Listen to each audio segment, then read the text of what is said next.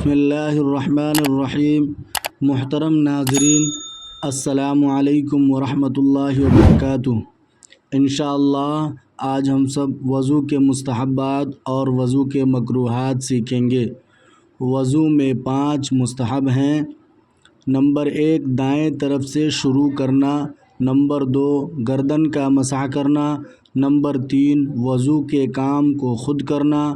Number 4، قبلہ کی طرف رخ کر کے بیٹھنا۔ نمبر 5، پاک اور اونچی جگہ پر بیٹھ کر وضو کرنا۔ وضو کے مکروہات۔ وضو میں 4 چیزیں مکروہ ہیں۔ نمبر 1، ناپاک جگہ پر وضو کرنا۔ نمبر 2، دائیں ہاتھ سے ناک صاف کرنا۔ نمبر 3، وضو کے دوران دنیا کی باتیں کرنا۔ نمبر 4، سنت کے خلاف وضو کرنا۔ ان کو یاد کریں اور عمل میں لائیں، انشاءاللہ بڑا فائدہ ہوگا۔ السلام علیکم ورحمۃ اللہ وبرکاتہ۔ رب زدنی علما۔